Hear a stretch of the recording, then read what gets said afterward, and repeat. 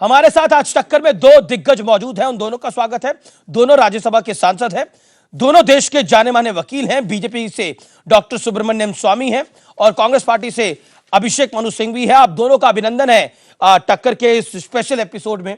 मेरा पहला सवाल है अभिषेक मनु सिंघवी साहब आपसे, क्या माना जाए ये चुनाव फिर से हिंदू मुसलमान हो गया है? मायावती हो या फिर आपके नेता सरदार नवजोत सिंह सिद्धू, दोनों मुसलमानों के नाम पर वोट मांग रहे हैं। तो योगी और मेनका गांधी हिंदुओं के नाम पर वोट मांग रहे थे, उन पर कार्रवाई भी हो गई है। क्या कहना चाहते हैं? The election is turning out to be a Hindu Muslim. What is your take Abhishek Manu Singhvi?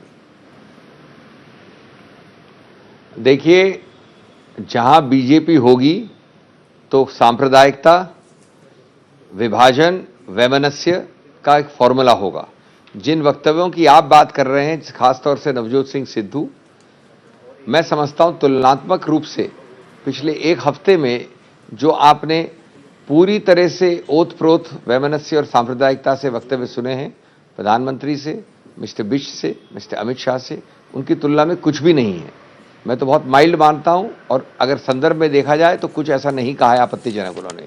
लेकिन एक दिन में 12 तारीख को हम डेलीगेशन गए थे, मैंने ही लीड किया था, मैंने ही जिरह की थी चुनाव आयोग में। 12 अप्रैल को हमने उनके समक्ष 3 वक्तव्य रखे एक ही दिन के, 9 अप्रैल के, नांदेड़ में प्रधानमंत्री, मेरठ में मिस्टर बिष्ट और लतूर में मिस्टर अमित शाह। इतने भ्रष्टा योग्य हैं, इतने सांप्रदायिक हैं, इतने कम्युनल हैं, इतने समुदायों के बारे में बात करते हैं कि आपको आश्चर्य होगा। तो निश्चित रूप से ये पूरा प्रमाण लाई है इस देश में बीजेपी, ये पूरा ईडियम, ये पूरा तौर तरीका बीजेपी लाई है। जी, मैं आपके पास आता हूं डॉक्टर स्वामी। नवजोत सिंह सिद्धू का एग्जैक्टली बयान में पढ़ रहा हूं। मुस्लिम भाइयों, मैं आपको चेतावनी देने आया हूं, ये आपको बांट रहे हैं, ये ओवैसी जैसे लोगों को लेकर एक नई पार्टी साथ में खड़ी कर आपके वोटों को बांटकर जीतना चाहते हैं। लेकिन यहां अल्पसंख्यक मिनॉरिटी मेजॉरिटी में है और उनकी आबादी अधिक संख्या में है। अगर आप एकजुट हो गए तो फिर मोदी सुलट जाएंगे, कोट अनकोट, छक्का लग जाएगा। मैं जब जवान था तो मैंने खूब छक्का मारता था।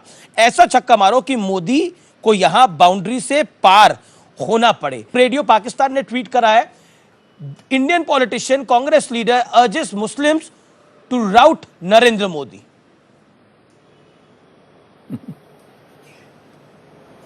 जी,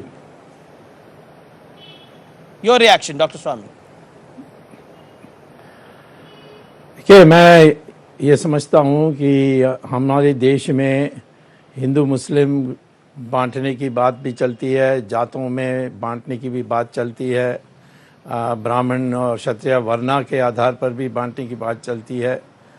अब हमने इतने दिनों के लिए इसको सहन किया है। सवाल इतना ही है कि मेरे बोलने के मूलभूत अधिकार होते हुए संविधान में है कि न्याय संगत या तर्क संगत अंकुश लग सकती है। अब क्या कहाँ आप लकीर खींचेंगे, अभी इस पर कभी बहस नहीं हुई, और ये इलेक्शन कमीशन की विवेक अधिकार पर नहीं छोड़ना है।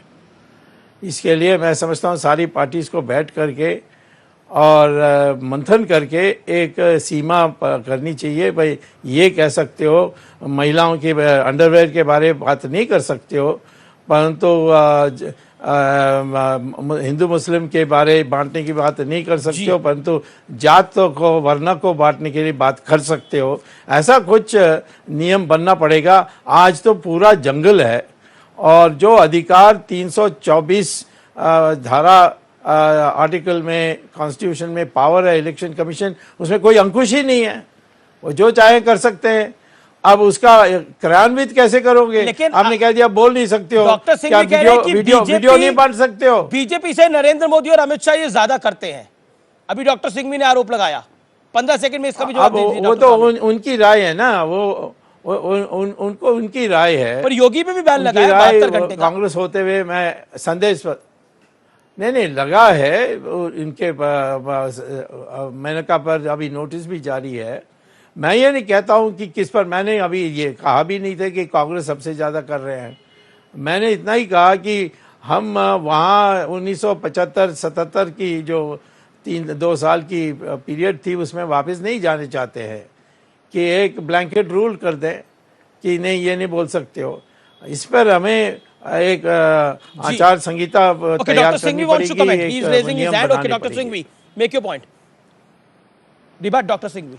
देखिए, इसमें दो तीन चीजें ध्यान रखनी पड़ेंगी। एक तो है चुनाव का समय, मॉडल कोड ऑफ कॉन्डक्ट का समय।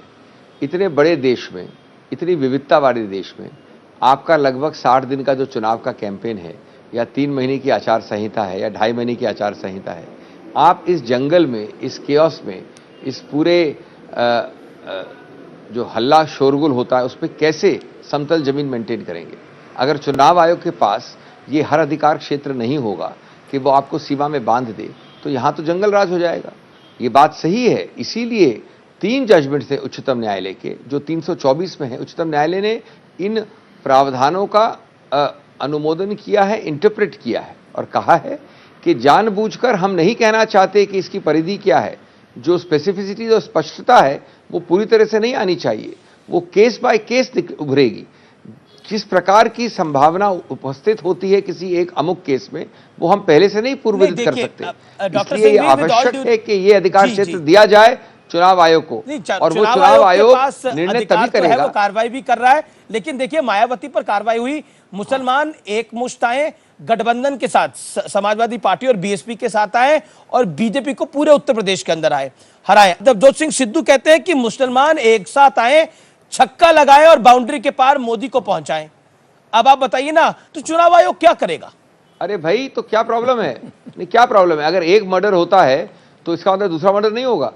अगर आप समझते हैं कि नवजोत सिंह सिद्धू ने गलत कहा है तो चुनाव आयोग एक्शन लेगा। ये किसने कहा नहीं लेगा? आपका उसका उद्देश्य क्या कहने का? कि ये कानूनी होना चाहिए कि चुनाव आयोग किसी को कैंपेनिंग से बैन कर सके? जी, मैं आगे आपका जो भी फायदा उठाते हैं आप इस प्रकार के अपशब्दों का प्रयोग, एक सेकंड जी, प्रयोग करके, वो फायदा आप सिर्फ कैंपेनिंग से मैक्सिमम फायदा निकालने के लिए करते हैं। कैंपेनिंग का विंडो आपके पास होता है 60 दिन, 45 दिन। अगर आप सिर्फ चेतावनी देते रहे, सेंसर देते रहे, और मैं अपने बैग पे आपकी चेतावनियां और सेंसर को इकट्ठा करके शाम को वापस जाकर उल्लंघन करूंगा, तो उस चेतावनी का क्या फायदा?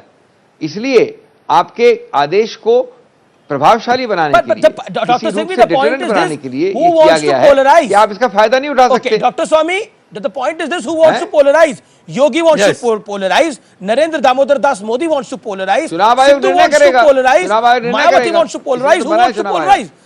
The blunt question is this, who wants to polarize? नहीं, देखिए, Amit Shah wants to polarize, who wants to polarize? Polarise, चुनाव आयोग निर्णित करेगा कौन करना चाहता है। डॉक्टर स्वामी, कौन ध्रुवीकरण करना चाहता है? देखिए, मैं यही कहता हूं कि मैं तो रोज मुजफ्फरनगर, कैराना, इन जगहों में जाटों को वोट देना चाहिए, जाटों को, गुजरों को देना चाहिए, इस पर कोई आपत्ति नहीं करता है। ये सब इनके पार्टी के लोग ही कर रहे हैं, कांग्रेस पार्टी के। मैं ये कहता हूं कि अभी इतने दिन 70 साल में हमने इस पर कोई सीमा नहीं बांधी है। सीमा बांधे, सब मिलकर बांधे, लेकिन ये कहना सिर्फ हिंदू मुस्लिम के लिए हमें नहीं होना चाहिए, परंतु गुजर, जाट, तमिलनाडु में तो रोज ब्राह्मण की बुराई होती है और गंदे गंदे शब्दों में होती है, जो कांग्रेस की सभा में होती है, कोई नहीं बोलता है। वहाँ द्राविड़ कड़गम एक ऑर्गेनाइजेशन है, उनको मंच पर बुलाते हैं, वो इतनी गंदी गंदी बात करते हैं, और रामचंद्र जी के बारे बात करते हैं, सीता देवी के बारे बात करते हैं, कोई कुछ एक्शन नहीं होता है। तो देश में एक यूनिफॉर्म स्टैंडर्ड बनानी चाहिए। मायावती को पकड़ने से काफ़ी नहीं होगा, इसमें सबके लिए पता होना चाहिए, ये सीमा है, इसको पार करूंगा तो मेरे ऊपर दंड होगा। नहीं, बिल्कुल बिल्कुल आप ये बात कह रहे हैं। डॉक्टर सिंघवी, आप बार बार आरोप लगा रहे हैं कि ये पोलराइज करना चाह रहे हैं, लेकिन जो हाल फिलहाल में बयान आए, चाहे वो मायावती का और जो सिद्धू का हो, इसमें 30 सेकंड का मैं आपसे कमेंट चाहूंगा। पोलराइज तो दूसरी तरफ से भी करने की कोशिश हो रही है। इस तरफ से अगर हिंदुओं को हो रही है तो दूसरी तरफ से मुस्लिम्स को हो रही है। बिल्कुल, आप बिल्कुल गलत नहीं कह रहे हैं, लेकिन कौन निर्णित करेगा? हर दिन आप करेंगे, सुरेंद्र स्वामी करेंगे, या मैं करूंगा? चुनाव के हर दिन जब ये होगा तो एक आपने संस्था बनाई है ना जी, वो संस्था चुनाव आयोग। अगर आपको लगता है कि सिद्धू जी ने इसका उल्लंघन किया, चुनाव आयोग के पास कंप्लेंट करिए, वो कल उनको नोटिस करेंगे और शायद कुछ दंड भी दे सकते हैं, नहीं भी दे सकते हैं। और क्या आप हर 60 दिन में जो हर चीज होगी इस देश में उसको लेके चुनाव आयोग के पास नहीं जाएंगे और कोर्ट कचहरी जाएंगे? बिल्कुल, और कोर्ट कचहरी के लंबे सिस्टम में पड़ेंगे। हिमाचल प्रदेश में सिस्टम बनाया, ढांचा बनाया है इस जी। 60 दिन के लिए जी। चुनाव हो रहे हैं वर्ष दुनिया की सबसे बड़ी गणतंत्र में, और उसको हमको संवारना है। मैं नहीं कह हिमाचल रहा हूं, प्रदेश के लेकिन तो निंदित कौन बीजेपी करेगा? अध्यक्ष ने चैलेंज मां करें, बहन की निंदित गाली किया। तक निकालती, वो भी बड़ा निंदनीय है, इसमें कोई दोहराई नहीं है। मैं बढ़ता हूं आगे, सिंघवी साहब और डॉक्टर स्वामी आपके पास आता हूं मैं। डॉक्टर स्वामी, राहुल गांधी ने कहा था कि सुप्रीम कोर्ट ने मान लिया कि चौकीदार चोर है, लेकिन सुप्रीम कोर्ट ने यह कहा कि उन्होंने ऐसा कभी नहीं कहा। क्या राहुल गांधी को ऐसे बयानों पर से बचना चाहिए? क्यों राहुल गांधी बार बार राफेल के मुद्दे पर बोलते हैं चौकीदार चोर है, और अब क्योंकि सुप्रीम कोर्ट में यह मामला चला गया है, क्योंकि राहुल गांधी ने सुप्रीम कोर्ट को कोर्ट करके ये बात बोली? डॉक्टर नहीं, ये तो बचने का सवाल नहीं, ये तो बचने का सवाल नहीं है। सुप्रीम कोर्ट क्या कहती है, क्या निर्णय देती है, इसको तो हम एक प्रकार से पूजनीय मानते हैं। वो कानून बन जाती है देश में। और पर ये राहुल गांधी कहें, क्यों कह रहे हैं फिर? जब सुप्रीम कोर्ट ने कहीं इस प्रकार से नहीं कहा। हाँ, राहुल गांधी ने क्यों कहा? अकल से कम, राहुल गांधी अकल से कमजोर है। ठीक है, पर मुझे लगता है कि शब्दों की मर्यादा रखनी चाहिए। Okay doctor Singhvi, make your point. शब्दों की मर्यादा, अब उसमें भी आप इलेक्शन कमीशन को कंप्लेंट नहीं, मैं तो क्या नोटिस किसी को भेजूंगा, लेकिन मैं being a host, that is my responsibility. Doctor Singhvi, my pointed question, Rahul Gandhi ने क्यों बोला ऐसा कि सुप्रीम कोर्ट ने मान लिया है कि चौकीदार चोर है?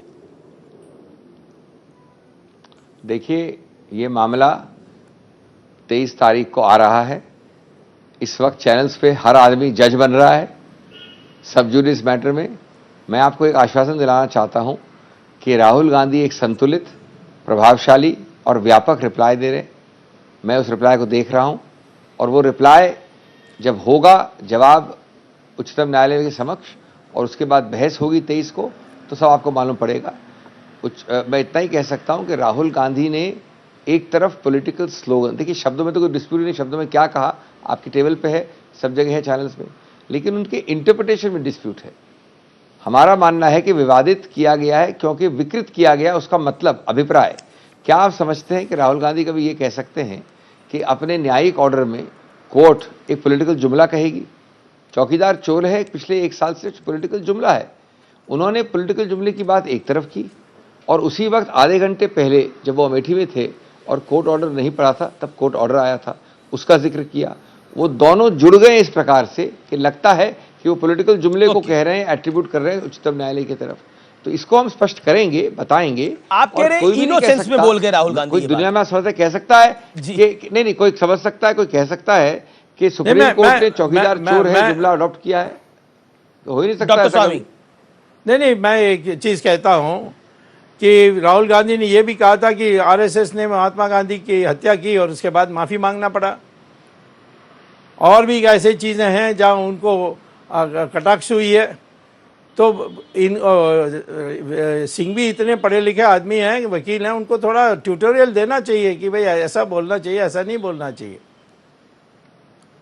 डॉक्टर सिंघवी, ट्यूटोरियल देना चाहिए आपको, डॉक्टर स्वामी कह रहे हैं। देखिए ऐसा है, ये सब चीज़ें निपटेंगी उच्चतम न्यायालय में। ऐसे ऐसे शब्दों का, जो अपमानित शब्दों का प्रयोग करते हैं मोदी जी और अमित शाह जी, वो मेरे मित्र को ध्यान नहीं आते।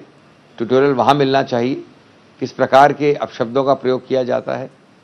लेकिन हाँ, इसमें हम अपनी बात रखेंगे शपथ हलफनामे में, और उच्चतम न्यायालय निर्णय करेगा, न कि आप, न कि मैं, न कि स्वामी जी। क्या आपको लगता है डॉक्टर सिंघवी, जो चौकीदार चोर है, क्योंकि अब बीजेपी कह रही है मैं भी चौकीदार, एक तरफ रविशंकर प्रसाद कह रहे हैं कि राहुल गांधी के प्रचार पर रोक लगनी चाहिए, इस पूरे मुद्दे को देखकर बीजेपी इस विषय पर बहुत अग्रेसिव है, क्या कहना चाहते हैं आप समझते हैं कि हर चोर अगर कहेगा मैं चौकीदार हूं, उससे चौकीदार बन जाएगा वो? अगर सिर्फ कहने से बन जाए। चौकीदार चोर है एक स्लोगन है, वो स्लोगन मोदी जी के अपने आप को बार बार चौकीदार कहने से ही उत्पन्न हुआ है। और जब आप सरकार में 1 वर्ष से, एक सरल प्रश्न का उत्तर दीजिए, एक भी तथ्यों के आधार पर जवाब नहीं देते हैं राफेल में। आप कह सकते हैं कि तथ्य ये हैं, आप अपने आप निर्णय करिए, लेकिन आप तथ्य ही नहीं कहते। कभी आप संदेश लाने वाले को शूट करते हैं, संदेश को इग्नोर करते हैं, कभी आप प्रिविलेज क्लेम करते हैं, कभी आप कहते हैं कि अगर आपने कीमत अंदाजन बता दी तो राष्ट्रीय सुरक्षा कॉम्प्रोमाइज हो जाएगी। तो आप जब 1 साल से इसको स्टोन वॉल कर रहे हैं तो ये अति आवश्यक बन जाता है कहना कि भाई चौकीदार अपना नाम डाल दिया आपने, लेकिन आप तो चोर हैं। तो ये जी, जी। एक स्लोगन है। ठीक है। इसमें आज मैं समझ सकता हूं बीजेपी की जो तकलीफ है, वेदना है, दर्द है, क्योंकि ये पूरे अखिल भारतीय स्तर पे लोगों के आत्मसात हो गया है, आत्मा में बैठ गया है, और ये बड़ा जी, भारी डॉक्टर पड़ने स्वामी वाला है wants to चुनाव counter में it. बीजेपी को। डॉक्टर इसलिए वो स्वामी, बौखलाए हुए हैं, घबराए हुए हैं। आपको दर्द है, आपको वेदना है। इस समय करोड़ों व्यूअर्स आपको हमारे नेटवर्क के माध्यम से देख रहे हैं। व्हाट यू वांट टू से? आपको दर्द है, वेदना है। नहीं, पहले तो मैं चौकीदार नहीं हूँ ना, मैं तो चौकीदार नहीं हूँ, तो मुझे चौकीदार के बारे में मत पूछो। चौकीदार का काम है रक्षा करना, पकड़ना चोर को। मेरा काम है कि चौकीदार को बताना कि किसको पकड़ना है, कौन चीज़ अपराध है। आप थानेदार हैं। तो मैं अपने को चौकीदार मानता ही नहीं हूँ और लिखता भी नहीं हूँ। हाँ, मैं थानेदार भी नहीं हूँ। मैंने कहा कि जो विचारक होते हैं उनमें से हैं, उसको हम लोग पुराने ज़माने में ब्राह्मण कहते थे, उससे लोग भड़क गए कि ये स्वामी अपने को सुपीरियर समझता है। मैं ये कहता हूँ कि आज ये चौकीदार एक उन्होंने चला दिया है, सब कैंपेन में चल रही है, और राहुल गांधी ने उसको और बढ़ा दिया ये कहकर चौकीदार चोर है। तो चौकीदार तो चिपक गई है हमारी इलेक्शन इसमें। परंतु ये मैं कहूँगा ज़रूर कि जो भी आरोप लगते हैं उस आरोप में हमें निश्चित तौर पर कहीं ना कहीं उनको आधार देने के लिए आपके मीडिया भी विवश करनी चाहिए। आप तो करते ही नहीं है। नहीं, हम और सब करते हैं मैं सर। कहता हूं कि दोनों जहां पार्टीज को लोग हमसे शिकायत रहती है तो हम अपना नहीं, काम मैं ये- मुस्तैदी से करते हैं। मैं कहता हूं कि जो बेल पर बाहर आए हैं उनको चोर नहीं कहते, परंतु जिसके ऊपर कोई एक केस भी नहीं है उसको कहते हो चौकीदार चोर है। तो इसमें या कहीं ना कहीं संतुलन आनी चाहिए। जी, मैं रिस्पॉन्ड करने का मौका दूंगा सिंघवी साहब को, क्योंकि गांधी फैमिली खुद बेल पे बाहर है, रॉबर्ट वाड्रा बेल पर बाहर है। वो कह रहे हैं वो तो खुद चोर हैं, ये डॉक्टर स्वामी कह रहे हैं। उसका क्विक रिबटल सिंघवी साहब। देखिए, वो अभियुक्त जरूर हैं। अभियुक्त होने की हैसियत से तमाम केसेस में अमित शाह जी के पूरे भरसक प्रयत्न के बाद, ईडी और आईटी के भरसक प्रयत्न के बाद, मोदी जी की पूरी सरकार सिर्फ इनके विरुद्ध नहीं बल्कि कांग्रेस के कई शीर्षस्थ नेतृत्व के पीछे पड़ने के बावजूद आज तक एक कन्विक्शन नहीं ला पाई है 5 वर्ष में। बल्कि कई प्रोसिक्यूशन तो पिछले 6 महीने में शुरू किए हैं चुनाव को देखते हुए। बेल का मतलब होता है रियायत जी, इसका मतलब होता है आपको अनुमति दी गई है, फायदा हुआ है। पर नरेंद्र मोदी तो मेरी नरेंद्र बेल लेना मोदी पर तो सरकार की जीत नहीं बेल बताता वाला है। मामला भी नहीं है। सिर्फ राहुल गांधी कह रहे हैं चौकीदार चोर है, तो हाँ। उससे क्या देश को मान लेना चाहिए कि चौकीदार चोर है? नरेंद्र मोदी सरकार में है। अगर नरेंद्र मोदी सरकार से हट जाए 15 मिनट के लिए और एक एफआईआर हो जाए रफेल में और तहकीकात होने दें, जो वो जबरदस्त तरीके से 5 साल से रोक रहे हैं, और यंत्र तंत्र सरकार के उनके हाथ में है, तो कल अक्यूज मतलब बन आप जाए कह उनको रहे हैं बेल के कि- लिए भागना पड़े। आप कह रहे हैं कि समझते हैं सरकार हाथ एक में आएगी व्यक्ति- तो हम फंसा देंगे। एक मिनट आप कह रहे हैं सरकार हाथ में आएगी आप तो हम समझ फंसा रहे हैं? मैं बता देंगे। सकता हूँ। फंसाएंगे तो आप कह रहे हैं, हमने तो बड़ा स्पष्ट कहा राहुल गांधी ने।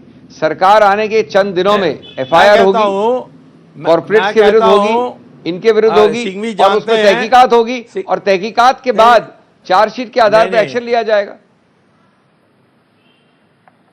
मैं ये कहता हूं कि पहले सिंघवी साहब हम तो छाती ठोक के कहते हैं। बहुत मशहूर वकील हैं, बहुत बुद्धिमान हैं।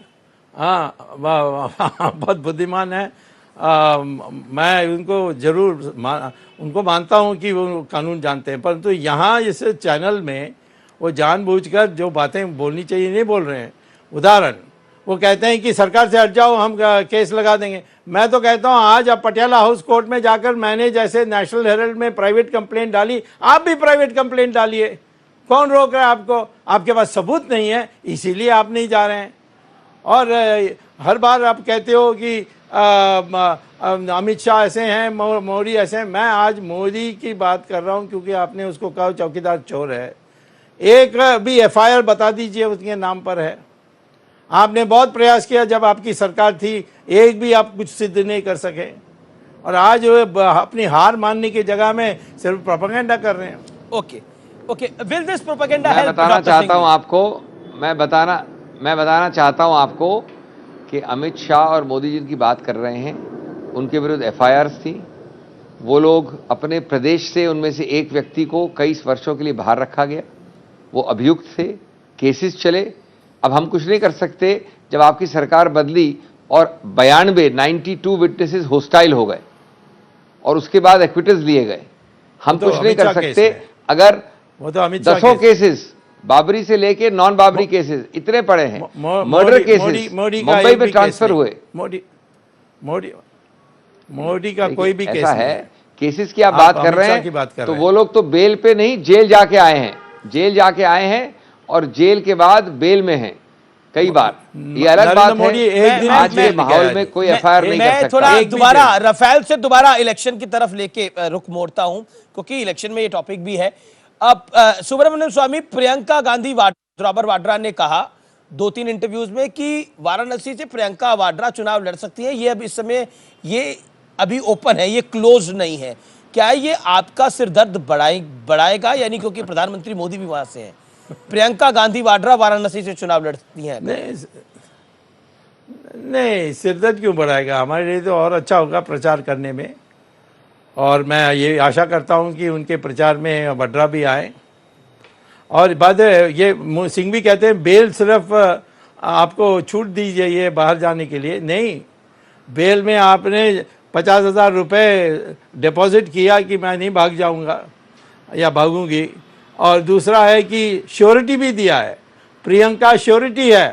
कल राहुल गांधी भाग जाएं बेल के विपरीत, तो फिर प्रियंका गांधी को गिरफ्तार कर सकते हैं। ठीक है, इसी ओके। प्रकार से सोनिया गांधी ने ठीक, एंटनी का किया है। तो ये कहना कि बेल कुछ साधारण बात है, ये मैं मनु सिंघवी से नहीं एक्सपेक्ट कर रहा था। अभिषेक मनु सिंघवी, आपका रिएक्शन। और वायनाड को लेकर जो कि राहुल गांधी गए हैं, उसको लेकर बीजेपी ने बड़े सारे सवाल उठाए हैं। डॉक्टर स्वामी ने भी बड़े सवाल उठाए हैं राहुल गांधी के जाने पर, क्योंकि वो अमेठी से भी लड़ रहे हैं और वायनाड से भी लड़ रहे हैं। देखिए, what is your take on that? Wayanad सबसे भद्दा उदाहरण है बीजेपी के विभाजन और सांप्रदायिकता का। नंबर 1, जिसको वो माइनॉरिटी कहते हैं, अल्पसंख्यक, 5 मिनट्स वहां सबसे बड़ी संख्या में है जी। ये कौन सी विकृत है परिभाषा है कि माइनॉरिटी में, वायनाड में वो भारत की मेजॉरिटी कम्युनिटी को माइनॉरिटी कहते हैं, सिंगल लार्जेस्ट कम्युनिटी है। नंबर 2, वो इससे सिद्ध कर देते हैं कि वे पूरे चुनाव को, पूरी कॉन्स्टिट्यूंसी को, पूरे भारत को धर्म के रूप में देखते हैं। नंबर 3, बीजेपी ये सिद्ध करती है कि भारत की विविधता जो वायनाड रिफ्लेक्ट करता है, यानी इतने अलग अलग रंग, उसको वो भूलना चाहते हैं। और नंबर 4 सबसे महत्वपूर्ण, राहुल गांधी में तो हिम्मत है, 2 जगह से खड़े हो रहे हैं। मैंने चुनौती दी है माननीय प्रधानमंत्री को, दक्षिण भारत में जाके कहीं से खड़े तो होइए माननीय प्रधानमंत्री, वायनाड के बारे में इतना बात करने से। कर्नाटक को छोड़ के मैं चुनौती देता हूं, कहीं भी जाके खड़े होइए, कर्नाटक से भी खड़े नहीं होंगे आप। डॉक्टर स्वामी, जवाब। इसका मतलब है कि बड़ौदा से पिछली बार देखिए, भगौड़े थे क्या मोदी जी जब वो वाराणसी गए? तो एक हिंदी भाषी कॉन्स्टिट्यूंसी से वहां गए। राहुल गांधी तो अखिल भारतीय स्तर पे खड़े हो रहे हैं 2 जगहों से। बताइए डॉक्टर स्वामी, वायनाड देश का रंग है, आपको सिर्फ हरा रंग दिख रहा है उसमें? देश का रंग नहीं। पहले बात यह है कि 3 बार जीते अमेठी से, तब तो उनको वायनाड की याद नहीं आई। उस समय भी वायनाड हिंदुस्तान का हिस्सा था। आज क्यों आई? इसीलिए आई क्योंकि उनको लग रहा है कि अमेठी में उनका स्थिति कमज़ोर है। जब नरेंद्र मोदी 2 जगह से लड़े तो इन लोगों ने कहा कि, पहले कहा था जब वो गुजरात से लड़ रहे थे, वो गुजराती है, वो हिंदुस्तान नहीं जानता है, तो उसी कारण से उन्होंने वाराणसी से लड़े। अब कहते हैं दक्षिण भारत से लड़े। मैं कहता हूं कि मैं नरेंद्र मोदी को मदुरई लेकर जिता सकता हूं, परंतु मैं क्यों करूं? ये कोई कुश्ती का सवाल है कि मेरे मसल्स ज़्यादा हैं, तुम्हारे मसल्स कम हैं? ये बच्चों का खेल नहीं है। हमने 2 बार जीते, खड़े हुए 2 जगह से, क्योंकि आपने इसको इश्यू बनाया गुजराती। अब उन्होंने सिद्ध कर दिया वो उत्तर प्रदेश में भी जीत सकते हैं। अब कहते हैं मद्रास से, तमिलनाडु से या दक्षिण से जिता कर दिखाओ। ये आपकी चुनौती में हम नहीं करेंगे। जी। आप क्यों 3 बार नहीं गए? ठीक है, जवाब पहली डॉक्टर बार सिंह इस इसका बार क्विकली क्यों बाटल गए? ओले लास्ट 2 क्योंकि minutes Smriti- left okay doctor Smriti Irani से डर सिंह गए। Okay okay okay doctor Singh last 2 minutes left respond to this पहले क्यों नहीं गए और वो इलाका क्यों जहां पर अल्पसंख्यक मेजॉरिटी में है अल्पसंख्यक मेजोरिटी में नहीं है, ये मिथ्या प्रचार है। पर नंबर लोकसभा एक। कॉन्स्टिट्यूएंसी में है sir number 2, single largest community Hindus हैं, सिंगल लार्जेस्ट कम्युनिटी वहां हिंदूज हैं 49%। Number 2 that is Wayanad district that is Wayanad district पिछले- but Wayanad one political minute, sir. Constituency में it is not One like minute. That even there, let me tell you, in the last 70 years of independence, कई ऐसे दिग्गज नेता हैं जो 2 बार 2 जगह से लड़े हैं, मतलब 1 बार 2 जगह से लड़े हैं, तो क्या वो सब भगोड़े हैं? नंबर 3, उस आधार पे, उस रीजनिंग पे, उस तर्क पे मोदी जी भी भगोड़े थे, हमारी चुनौती मान के भागे क्यों वहां से? नंबर 4, इन्होंने हिम्मत की है अपने इलाके से और अपने से दूर एक इलाके से लड़ने में। मोदी जी ने तो सिर्फ अपने गुजरात से एक धार्मिक जगह से जाके, जहां की वर्चस्व एक ही कम्युनिटी का है, उसकी जगह लड़े हैं वो। इन्होंने सब जगह अखिल भारतीय स्तर पे दिखाया है और मेरा अधिकार क्षेत्र है। मैं तो सिर्फ इस बात से अचंभित हूं कि प्रधानमंत्री कैसे कह सकते हैं बार बार कि कॉन्स्टिट्यूंसी को भी वो धर्म के रूप में देख रहे हैं। ये तो उन्होंने पोलिटिसाइज किया है, तो उन्होंने राजनीतिकरण किया, उन्होंने इसका सांप्रदायिकता की है। Doctor Swami last 1 minute left doctor Swami 30 second rebuttal on this जो सिंघवी साहब ने बोला। सवाल ये नहीं था कि मोदी, मैंने पहले ही कह दिया कि आपने चुनौती दिया था, वो गुजराती है, गुजरात के बाहर उसको कोई नहीं जानता है, तब उन्होंने यूपी से लड़े और यूपी में वाराणसी में मुसलमान की संख्या 20% से ज़्यादा है। इसको ये नहीं कहना चाहिए कि एक धार्मिक शहर है, उसमें अनेक प्रकार के लोग हैं। जी डॉक्टर सिंघवी, मेरा आखिरी सवाल आपसे ये होगा, पश्चिम बंगाल में तृणमूल कांग्रेस के प्रचार में बांग्लादेशी कलाकार है, बीजेपी ने इलेक्शन कमीशन में कंप्लेंट भी करी है और उस कलाकार का वीजा भी रद्द कर दिया गया है। क्या आपको लगता है बांग्लादेशी कलाकार का सहारा लेके ममता बनर्जी जीतने की कोशिश कर रही है या ये भी ध्रुवीकरण की कोशिश है, पोलराइजेशन की कोशिश है, जैसा बीजेपी का आरोप है? मेरा कोई इससे, देखिए ये प्रश्न मुझे बड़ा अचंभा लग रहा है, मेरे से पूछना ही नहीं चाहिए आपको, मेरा कोई सरोकार नहीं है। आप जाके उस पार्टी से पूछिए, उस व्यक्ति पूछिए। मैं आपकी राय क्या है? मैं आपकी राय लेने की कोशिश कर रहा हूं। कानून के अंतर्गत, अगर वो कानून के अंतर्गत यहाँ आ सकता है तो मैं समझता हूँ देश में कोई भी कैंपेन कर सकता है किसी के लिए। बांग्लादेशी कलाकार कानून के आधार पे वीजा कैंसिल्ड पे है तो गैर कानूनी है। बड़ा सरल क्वेश्चन है। आप कांग्रेस से पूछ रहे हैं कि मैं आपकी राय पूछ रहा हूं किसी और पार्टी के लिए करने के लिए। मैं आपकी राय पूछ रहा हूं। Doctor Swami wants to comment 10 second. Doctor Swami, मैं समझता हूं कि मेरा हक है कहीं से भी किसी को लाऊं, अगर वो लाजमी रूप से आ सकता है। अगर वो गैर कानूनी है तो तुरंत बंद हो जाएगा, चुनाव आयोग रोक देगा। ये तो बड़ा सरल है। मैं कल हॉलीवुड स्टार को बुलाता हूं, विदेशी पासपोर्ट नहीं बुला सकता हूं मैं। विदेशी पासपोर्ट में और यहाँ वीज़ा में कोई भी हमारी चुनाव में भाग नहीं ले सकते। सिर्फ जो देश के नागरिक हैं वही चुनाव में भाग ले सकते हैं, या मतदाता जैसे, या उम्मीदवार के रूप में, और या प्रचार में। लेकिन कोई विदेशी नहीं कर सकता। ये बहुत बड़ा गलती हुआ है, हमारी सरकार ने ठीक कार्रवाई की, उसको मैं बधाई देता हूँ। सर फिलहाल समय इतना ही है। आप दोनों धुरंधरों का, दोनों सीनियर लीडर्स का बहुत बहुत शुक्रिया। Doctor Singhvi, pleasure having you sir. Doctor Swamy, pleasure having you sir as well.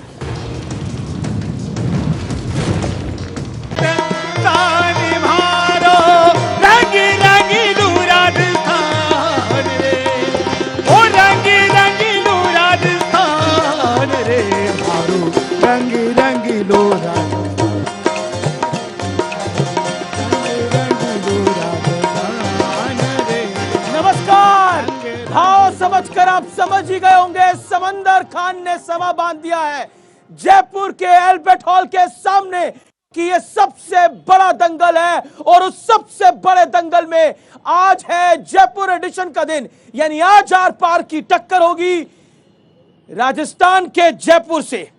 Are पार का आप स्पेशल एडिशन देख रहे हैं। कल देश ने टीवी पर भगवा आतंकवाद की थ्योरी के खिलाफ सबसे बड़ी गवाही सुनी।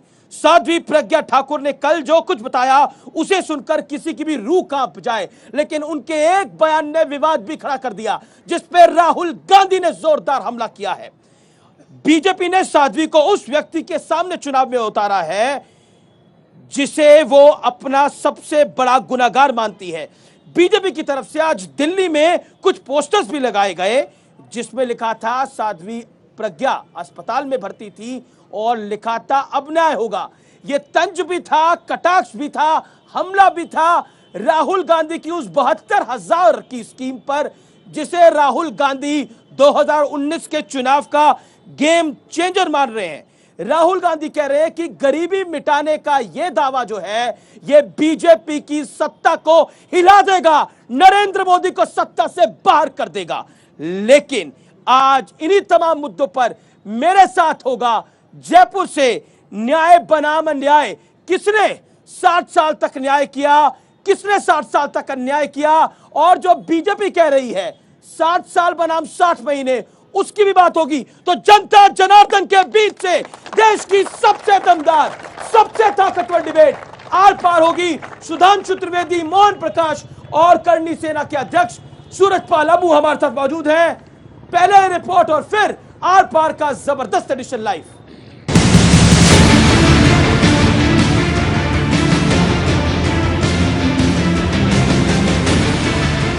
उल्टा लटका देंगे, तुझे निर्वस्त्र करेंगे और कोई बहन आज के बाद कभी भी इस पीड़ा का सामना न कर सके।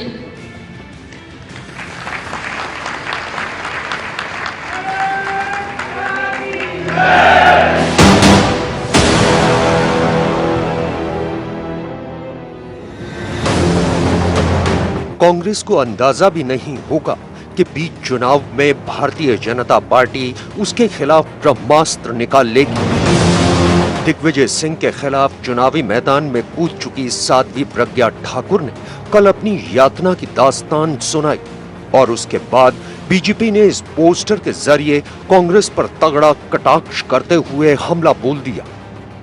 यही सब चाहते हैं, इसलिए जो जनता कर रही है, जो अपने अपने दिलों से, जिनके मन से आवाज निकल रही है, दिल से आवाज निकल रही है, वो निश्चित रूप से सत्य है और वो सब हमारे पक्ष में। साध्वी प्रज्ञा के गेरवा कपड़ों और बहते हुए आंसुओं के पीछे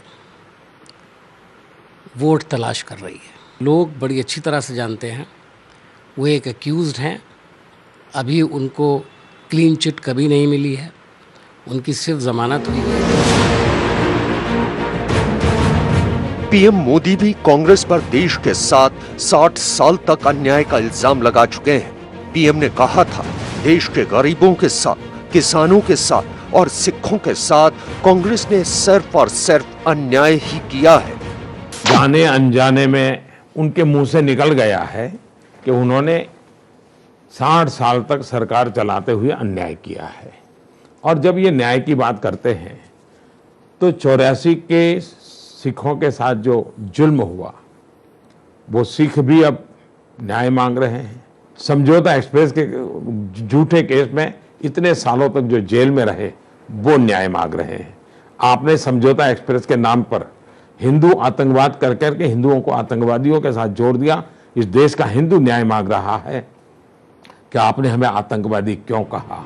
उधर राजीव गांधी, इंदिरा गांधी से लेकर मनमोहन सिंह के बाद अब राहुल गांधी न्याय स्कीम के दम पर देश से गरीबी मिटा देने के दावे के साथ ताल ठोक रहे हैं। न्याय का वादा करते हुए राहुल 3 दिनों के अंदर देश के 10 करोड़ परिवारों को खत लिखेंगे, जिसमें बताया जाएगा कि कांग्रेस की सरकार केंद्र में बनती है तो न्याय योजना को तुरंत लागू किया जाएगा।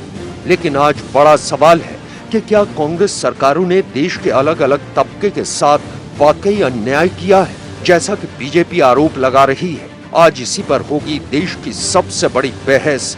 तो आप देख रहे हैं जयपुर के एल्बर्ट हॉल के सामने से ये इस समय हमारा स्पेशल एडिशन लाइव। एक बार फिर आपका स्वागत है। मेरे साथ मेहमान है डॉक्टर सुधांशु द्विवेदी, बीजेपी के कद्दावर नेता, प्रवक्ता, राजस्थान के प्रभारी भी है। मेरे साथ कांग्रेस की ओर से कांग्रेस पार्टी के धुरंधर नेता, धुरंधर वरिष्ठ नेता मोहन प्रकाश है। मेरे साथ सूरजपाल अबू साहब हैं यहां मौजूद, करणी सेना के अध्यक्ष, और जनता जनार्दन है। लेकिन पहले विश्लेषण, कांग्रेस पर अन्याय की चोट का विश्लेषण सुनिए।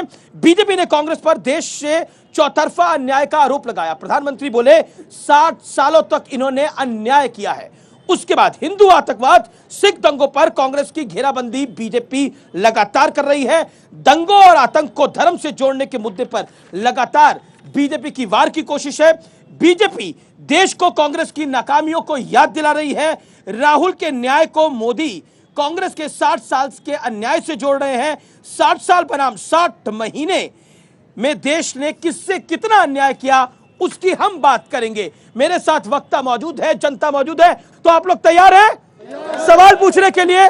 सबसे पहले आप लोगों का अभिनंदन, स्वागत। लेकिन मोहन प्रकाश जी, ये किस नैरेटिव में बीजेपी आपको फंसाने की कोशिश कर रही है? प्रधानमंत्री न्यूज 18 नेटवर्क को एक इंटरव्यू देते हैं, कहते हैं कि हिंदू आतंकवाद से लेके 60 साल तक अन्याय आप लोगों ने करा है इस देश के ऊपर, और अब आप लोग न्याय की बात करते हैं। और साध्वी प्रज्ञा कहती हैं कि आपने यातनाएं दी थी। ऐसा है कि ये वक्त है प्रधानमंत्री को इस देश के सामने जवाब देने का जी, लेकिन रोज प्रधानमंत्री सवाल ही कर रहे हैं। बहरहाल, लेकिन एक बात जान लीजिए कि इस देश के प्रधानमंत्री श्री नरेंद्र मोदी जी के शब्द अर्थ खोते जा रहे हैं। बड़ी बात कह रहे हैं आप। मैं बहुत बड़ी बात इसलिए कह रहा हूं कि एक भी शब्द उनके ऐसे नहीं हैं जो कि उन्होंने इस देश के लोगों को दिया हो और उसको आर्थिक अर्थ के रूप में इस देश की धरती पर उतारा हो। आपने एक बात हिंदू आतंकवाद की अभी चर्चा की और साध्वी पीएम ने बोला जो क्या प्रज्ञा, साध्वी प्रज्ञा ठाकुर, खैर इनके तो साध्वी प्रज्ञा हैं और गुरु वो बाबा जो है रामदेव हैं, गुरु आसाराम हैं और राम रहीम इसी तरह के लोग हैं। मुझे कुछ नहीं कहना, मैं सिर्फ सुन लीजिए और बाबा रामदेव को आपने इनकी तरफ खड़ा कर दिया। एक सेकंड आप रुकिए, आप अपनी बात को रखने की, ठीक है? एक सेकंड आप रुकिए, बैठिए, रुकिए, एक सेकंड रुकिए सर। देखिए, बैठो बोलिए मोहन जी आप रुकिए, ये तरीका गलत है। एक सेकंड रुकिए, बोले दीजिए, बोल दीजिए, ये तरीका नहीं। सुधांशु जी बोलना पड़ेगा आपको। एक सेकंड, उन्हें अपनी बात पूरी करने दीजिए। बैठिए, फिर हम लोग जवाब देंगे, जवाब देने दीजिए उनको। अगर आप ऐसे करेंगे तो मुझे डिबेट छोड़नी पड़ जाएगी यहीं पर। आप चाहते हैं ऐसा हो? बोलिए मोहन जी। नहीं, आप रुकिए, अब आपको नहीं, आपको मैं मौका दूंगा ना बात रखने का, आप तब रखिएगा। बोलिए, एक सेकंड बोल दीजिए बात। सुनिए, यही संस्कृति है जो कि देश के अंदर न्याय कर रही है कि अन्याय कर रही है। यानी इस देश के अंदर आपको सुनिए, देखिए बोलिए, मैं छोड़ के चला जाऊं। बोलिए। आपने यही संस्कृति इनको सिखाई गई है कि अगर असहमति है तो उसको बोलने मत दीजिए। मैं आपसे बोलिए, आप अपनी बात, उनका ऑडियो नहीं जा रहा, आप अपनी बात को रखते रहिए। आपको फिर मैंने आपको आने के पहले कह दिया था बिल्कुल पर कि यहाँ इस तरह से अगर आप करें तो इसीलिए आपकी प्रतिष्ठा गिरती जा रही है देश में। ठीक है, आप अपनी बात को रखिए, हमारी तो गिर गई है, आप अपनी संभाल के रखो। मैं इस विषय में कहना चाहता हूं कि प्रधानमंत्री उस समय गुजरात में थे। इस देश के जो शीर्ष नेता थे भारतीय जनता पार्टी के, जब ये मसला आया तो शीर्ष नेता, जिसमें राजनाथ सिंह शायद अगर मैं गलत नहीं हूं तो उस समय अध्यक्ष थे पार्टी के। जी। तो ये इन लोगों ने एक प्रधानमंत्री को ज्ञापन दिया। प्रधानमंत्री जी ने आईबी से लेके हेमंत करकरे से लेके जितने लोग उस जांच में जुड़े थे उनको आडवाणी जी के घर भेजा और कहा कि पूरी जो भी आपकी फाइंडिंग्स हैं उन फाइंडिंग्स को आप बीजेपी के शीर्ष नेता के सामने रखिए। यह मनमोहन सिंह जी ने किया। अब उसके बाद जब वो फाइंडिंग आई उसमें यहां तक था कि इनका टारगेट आडवाणी जी और इस तरह के भी बीजेपी के नेता थे। सुनिए भाई, मैं तो मौका दे रहा हूं आपको बोलने का, तो आप बीच में मत बोलिए। नहीं, पर मेरे को तो मैं आपको एक 2.5 मिनट हो गए आपको बोलते हुए। नहीं, मैं यही कह रहा हूं कि आप जब बीच में बोलेंगे तो 2.5 क्या 3 मिनट हो जाएगा। और 40 सेकंड ले लीजिए। मैं आपसे यह कह रहा हूं कि इस विषय में इस देश के अंदर राजनाथ सिंह जी से और श्री आडवाणी जी से पूछा जाए कि इंटायर जो इस देश की एजेंसी थी उन्होंने इनके सामने क्या तथ्य रखे थे। और जो हेमंत करकरे है, हेमंत करकरे के बारे में जो रिवरों ने लिखा है और इस घटना से संबंधित लिखा है, उस लेख को भी आप पढ़िए। इसलिए कहना चाहता हूं कि अगर शहीद कहीं अलग है तो उसका सम्मान है, उसके नाम पर वोट मांगेंगे। और इस देश के चुनिंदा पुलिस अफसरों में से ईमानदार, और ये पहले भाजपा कहती थी। राहुल गांधी ने भी अटैक करा उसके ऊपर। नहीं, आज की बात नहीं है, आज करा ना, ये राहुल उस समय गांधी की बात कर रहा राहुल हूं। गांधी ने बोला हेमंत करकरे को शहीद नहीं मानती बीजेपी। बीजेपी कह रही है वो उनका निजी बयान है। मैं सुधांशु त्रिवेदी आपके पास आता हूं। राजनाथ सिंह का हवाला दिया क्योंकि आप उनकी पॉलिटिकल एडवाइजर भी हैं, आप बात को रखेंगे। एल.के. अडवाणी का हवाला दिया, ठीक है। अब आपको क्या लगता है, क्या कांग्रेस के न्याय के नैरेटिव को आप अन्याय में इसलिए बदल रहे हैं, इसका आपको डर है, खौफ है, पॉलिटिकल खौफ है? पहली बात तो मैं न्याय के नैरेटिव पे बोलना चाहता हूं। आदरणीय मोहन प्रकाश जी ने कहा कि शब्दों का अर्थ, जब ये बोला जाता अब होगा न्याय, तो मतलब अपने आप हो जाता है कि अब तक नहीं हुआ था न्याय।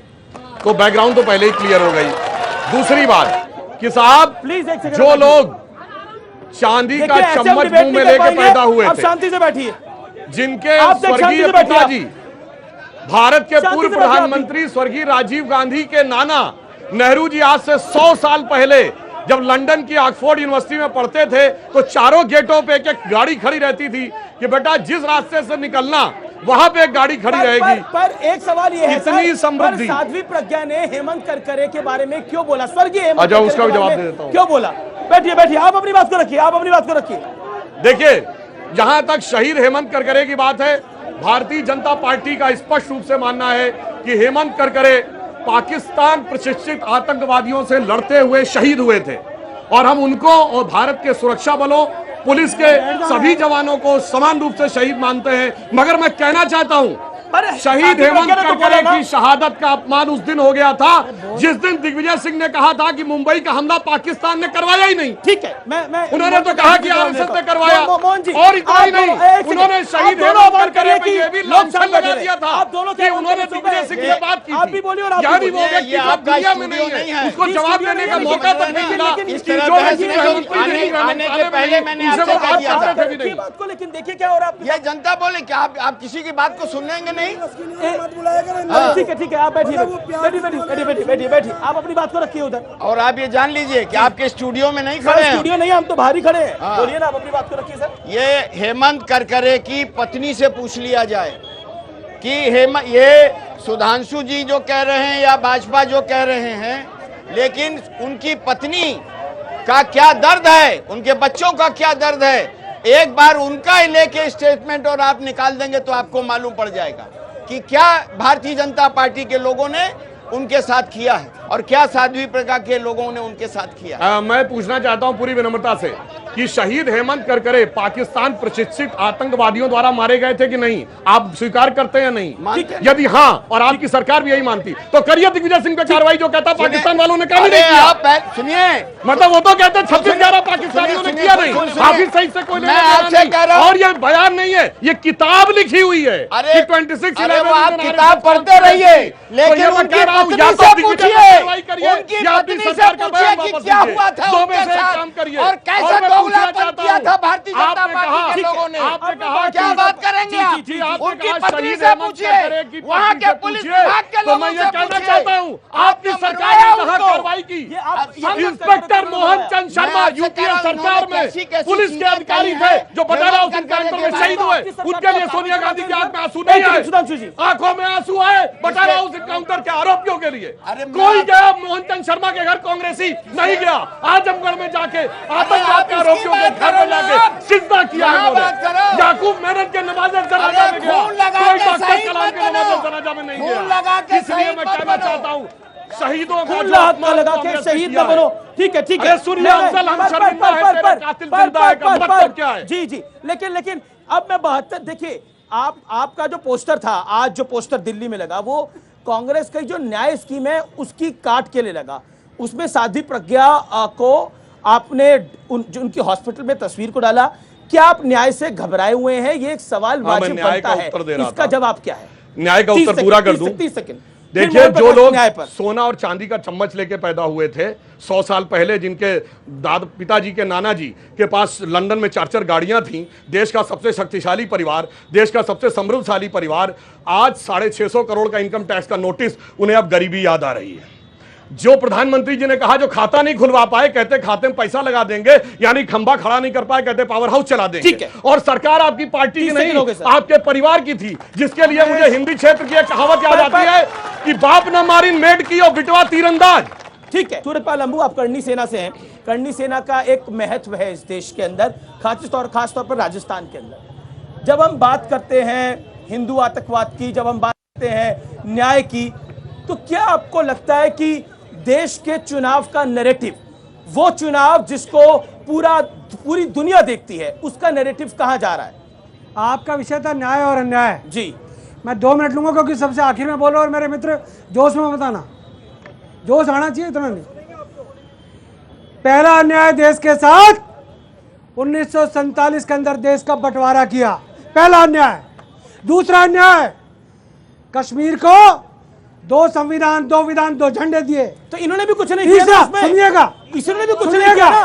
सुनिएगा जी, सुनिएगा भैया, सुन रहा हूं मैं आपको। तीसरा अन्याय, पर आप भाषण में कीजिए, अपनी बात को रुकिएगा, रखिए। जी। आरक्षण रूपी व्यवस्था।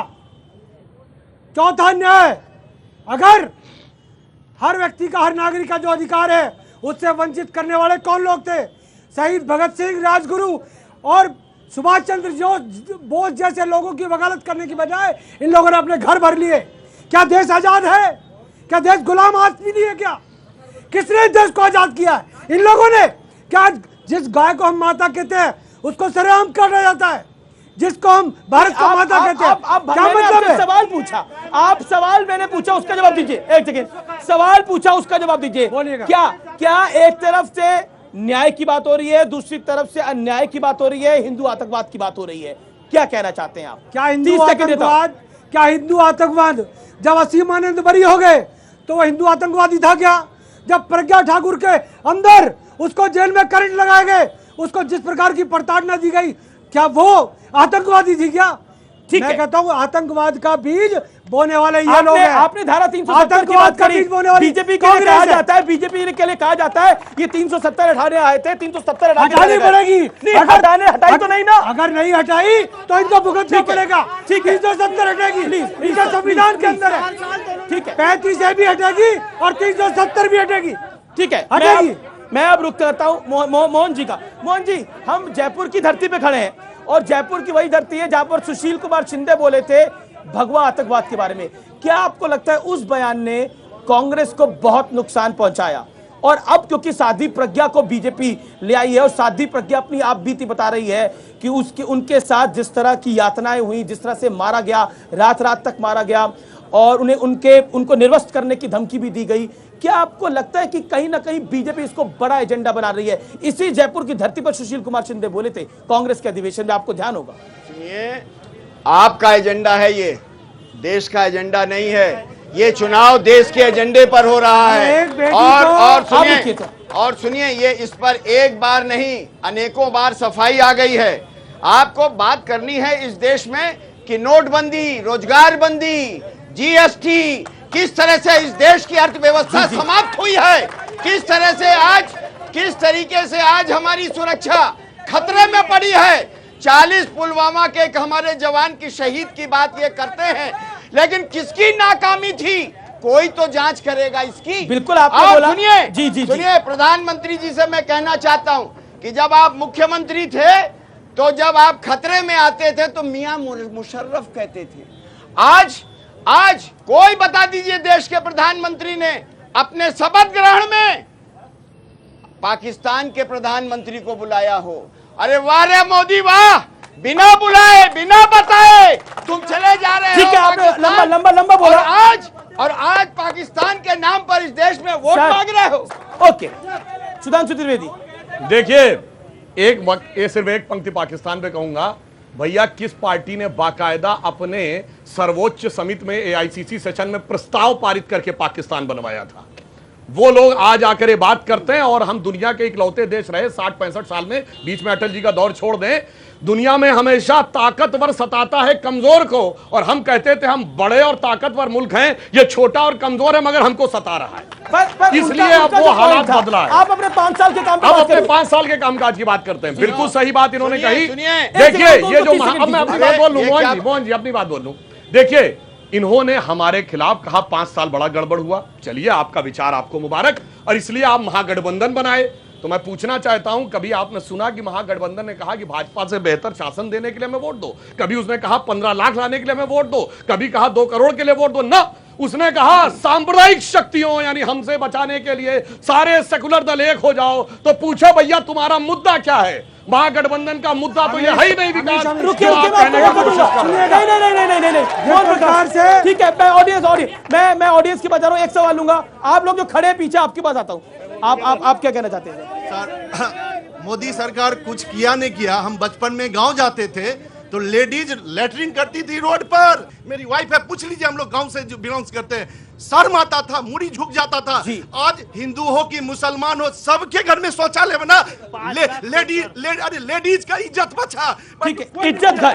मोहन प्रकाश, 2 चीजें मैं आपके पास आऊंगा। सूरत वाला मेरा वादा है, आपके पास आऊंगा मैं। अब मोहन जी, आप बार बार 5 साल का हिसाब मांगते हैं।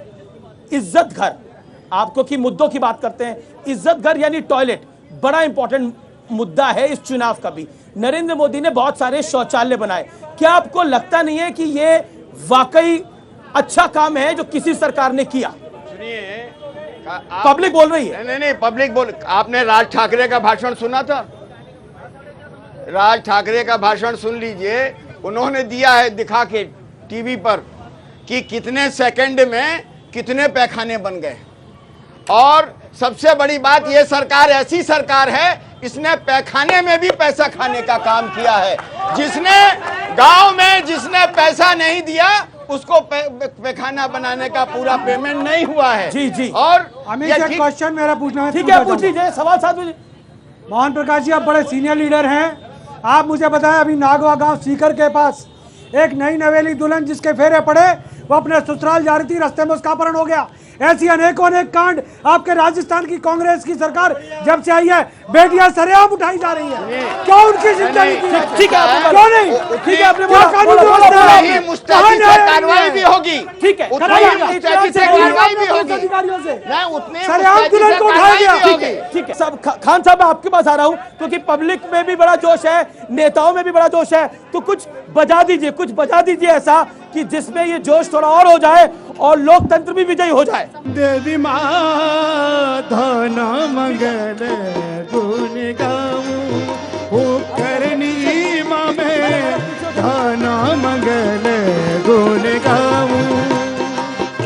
थान भरोसे घना धावूं हे माँ, थान भरोसे घना धावूं देवी माँ धन मंगल गुण गाऊं, करनी माँ में धन मंगल गुण गाऊं।